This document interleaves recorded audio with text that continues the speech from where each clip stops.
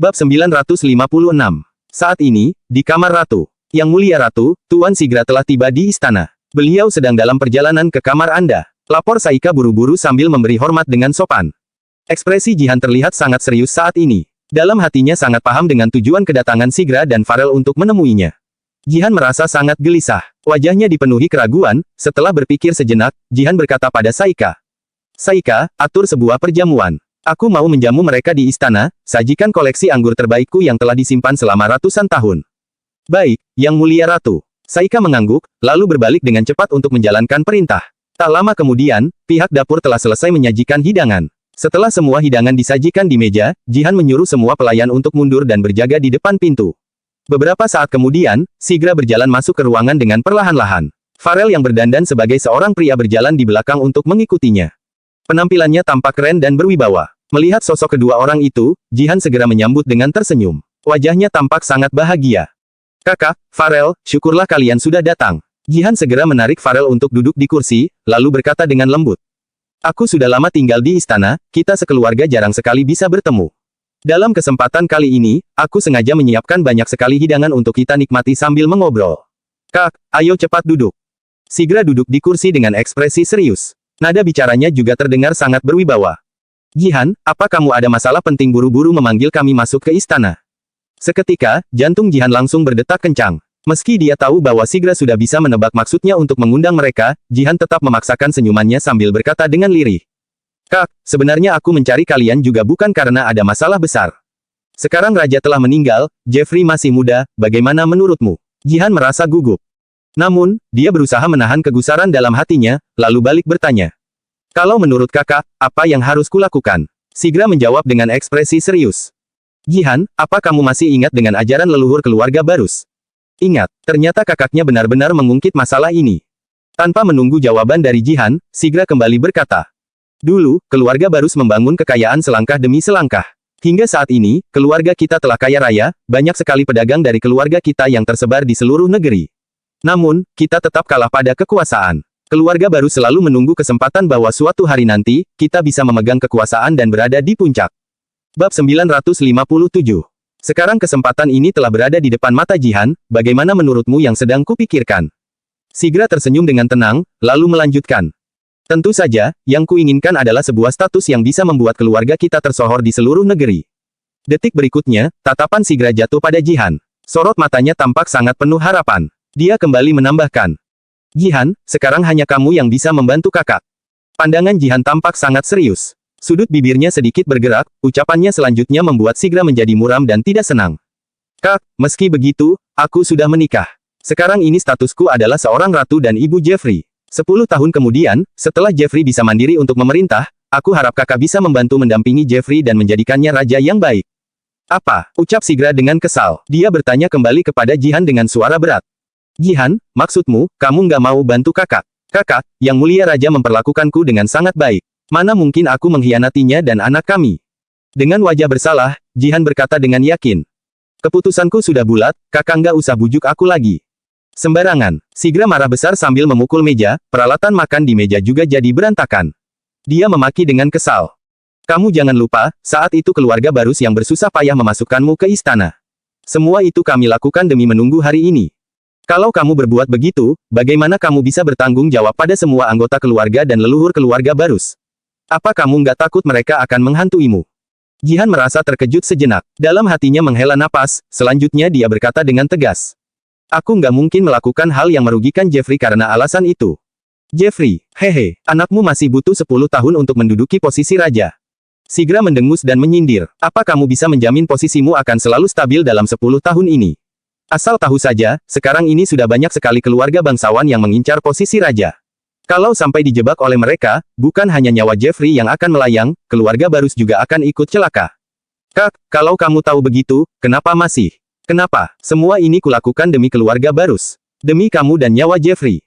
Dengan wajah pucat, Sigra kembali memarahinya. Semua yang kamu rencanakan sekarang ini sangat berbahaya. Kalau sampai terjadi kesalahan sedikit saja, kamu akan mati. Karena mempertimbangkan hal inilah, aku baru berpikir untuk bekerja sama denganmu. Lebih baik kita mengamankan kekuasaan ini dan nyawa kita sendiri dulu. Tapi kalau kakak yang menduduki posisi ini dan menguasai negeri, apakah kakak akan merelakan jabatan ini pada Jeffrey 10 tahun kemudian? Tanya Jihan dengan tatapan berkobar. Sigra tidak menjawabnya, dia hanya mendengus dan berkata, sekarang ini semua orang mengincar posisi raja. Tentu saja aku juga tidak terkecuali. Tapi aku akan menjamin hidupmu dan Jeffrey agar selalu aman. Ini adalah janjiku padamu. Usai berkata demikian, Sigra langsung pergi bersama Farel. Bab 958. Saat Sigra meninggalkan istana, Jihan merasa sangat kesal. Hatinya sangat sedih dan menderita, sekaligus marah. Pada saat ini, Saiga langsung maju untuk memapah Jihan. Kemudian, dia bertanya dengan nada yang penuh perhatian. Yang mulia ratu, jangan bersedih. Karena masalahnya sudah jelas sekarang, kita hanya bisa berusaha untuk menangani semua masalah yang akan kita hadapi. Apakah kita sudah seharusnya memikirkan masalah selir Alina sekarang? Diingatkan oleh Saika, Jihan langsung menarik napas dalam-dalam. Dia berusaha menekan rasa panik dan kegelisahan dalam hatinya. Setelah itu, dia berkata dengan tegas. Benar sekali, ini bukan saatnya bersedih. Suruh kedua penasihat datang menemuiku. Baik, Yang Mulia Ratu. Saika mengangguk perlahan. Kemudian, dia langsung berbalik dan meninggalkan tempat ini. Sesaat kemudian, Saika kembali dengan membawa dua orang penasihat. Kedua penasihat itu buru-buru menghampiri Jihan dan memberi hormat. Salam kepada Yang Mulia Ratu. Berdirilah. Ekspresi Jihan sangat serius, dia segera menyuruh keduanya untuk duduk dan mulai berdiskusi dengan mereka. Yang Mulia Ratu, kalau boleh tahu, ada apa Anda memanggil kami ke sini hari ini?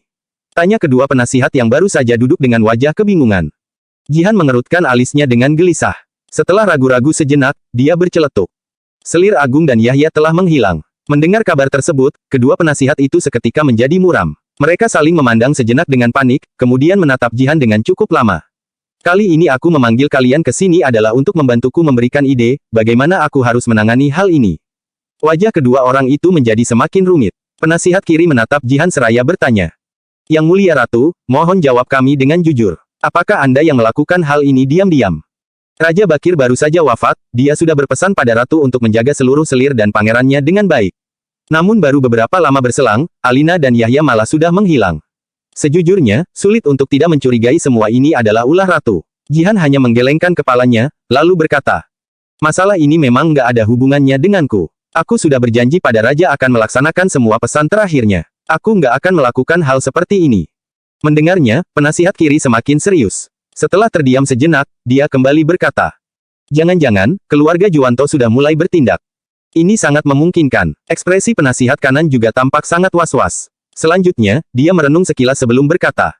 Kalau Yang Mulia Ratu tidak segera melakukan penanganan, masalah ini akan mudah sekali menjadi bumerang bagi Ratu kalau sampai tersebar. Kalau begitu, apa yang harus kulakukan sekarang? Tanya Jihan. Bab 959. Jihan juga mulai terlihat cemas. Dia menatap kedua penasihat itu dengan ragu-ragu sembari bertanya. Apa ada cara penanganan yang bagus sekarang? Menurutku, Yang Mulia Ratu sebaiknya segera mengumumkan hal ini ke seluruh negeri sekarang. Penasihat kiri menambahkan, kita harus mengeluarkan Yang Mulia Ratu dari situasi ini sekarang untuk membuktikan bahwa Anda tidak terlibat dalam hal ini. Kalau tidak, konsekuensinya akan sulit dibayangkan jika keluarga Juwanto menyerang nanti. Benar sekali, penasihat kanan juga menimpali, dengan begitu, kalaupun terjadi sesuatu pada Selir Agung dan Pangeran Yahya, Ratu juga tidak akan disalahkan. Benar kata kalian berdua, Ratu mengangguk pelan.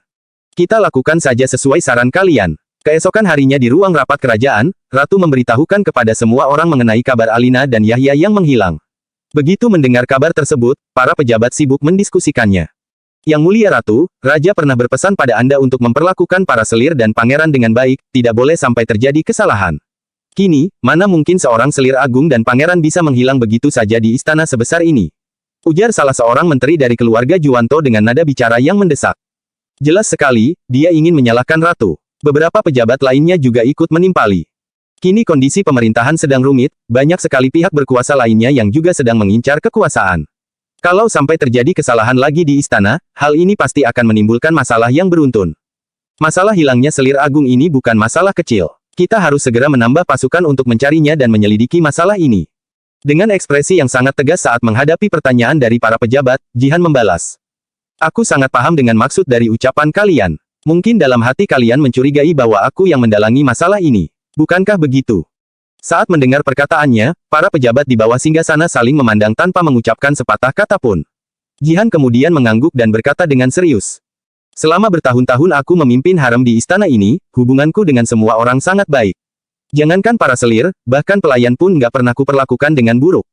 Tapi, kalian malah menaruh curiga padaku sekarang.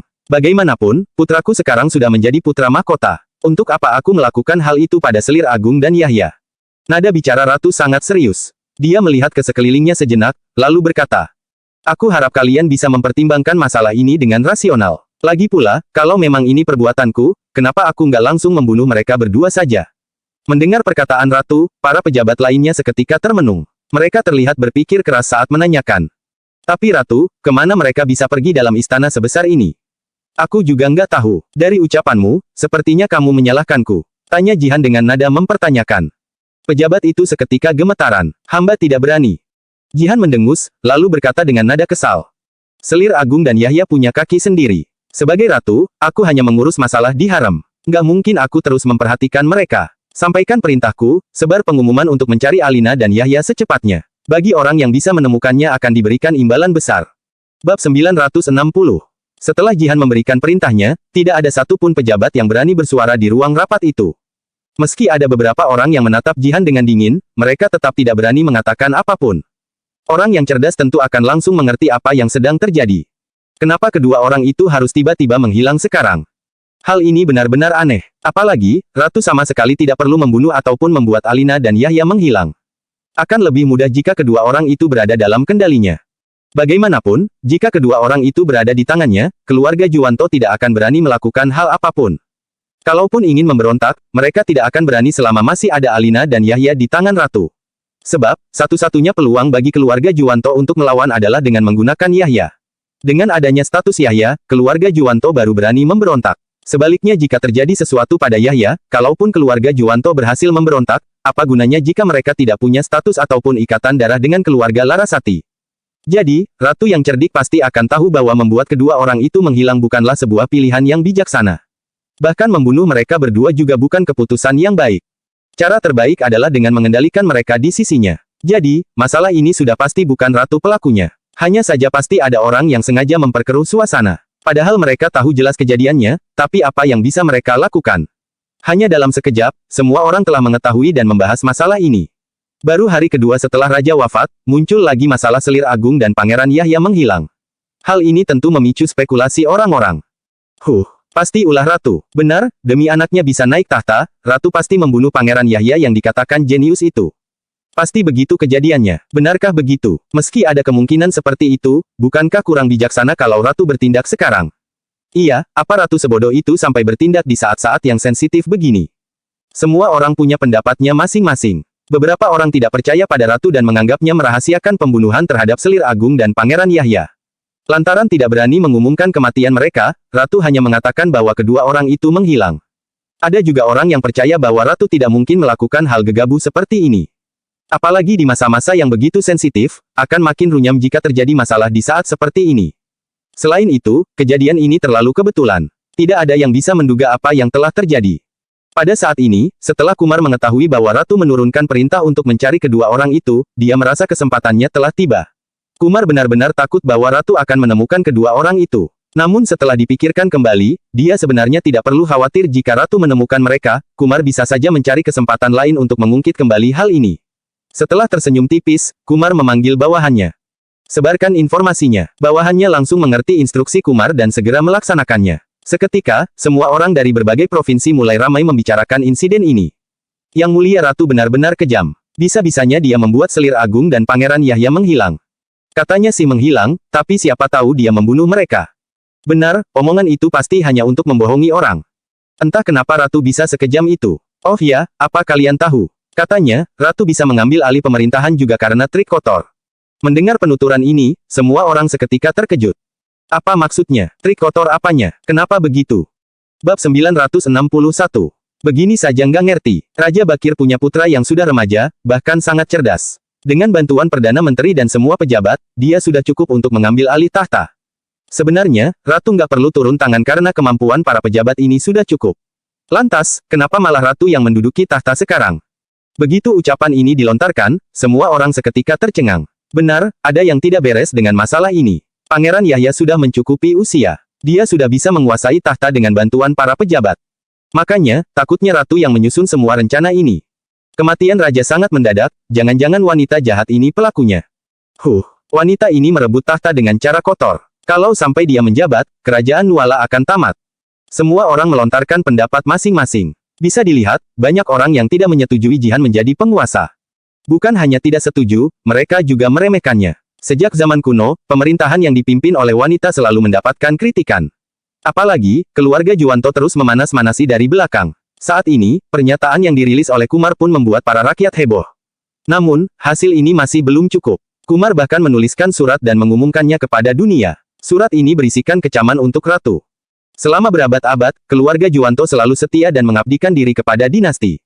Kini, Raja Bakir telah wafat dan Ratu Jihan yang berkuasa. Selir agung hilang, begitu juga dengan keturunan Raja Bakir. Keluarga Juwanto sungguh gusar atas tindakan ini, tetapi kami tidak bisa apa-apa. Kurung siku tutup. Saat ini, pemerintah dan masyarakat sedang kacau. Keluarga Juwanto hanya ingin bertanya, di mana kerabatku? Jika Ratu Jihan tidak bisa menerimanya, keluarga Juwanto akan menerimanya kembali dan kami tidak akan menginjakkan kaki di istana lagi. Kurung siku tutup. Jadi, kami berharap Ratu Jihan tidak mencelakai Selir Agung yang telah melayani Raja Bakir selama bertahun-tahun, bahkan telah melahirkan keturunan untuk kalian. Mohon Ratu Jihan mengampuni keluarga Juwanto. Kurung siku tutup. Kumar pun mengirimkan surat ini ke istana, sekaligus menyebarkannya ke seluruh dunia. Banyak orang yang membacanya. Ratu Jihan ini keterlaluan sekali. Ya, padahal keluarga Juwanto begitu setia. Mereka nggak seharusnya diperlakukan seperti ini. Ratu Jihan harus memberi seluruh dunia sebuah penjelasan. Ya, kalau masalah ini nggak terungkap, kerajaan pasti nggak akan membebaskan mereka. Keluarga Juwanto juga nggak punya cara lagi, makanya menulis surat seperti ini.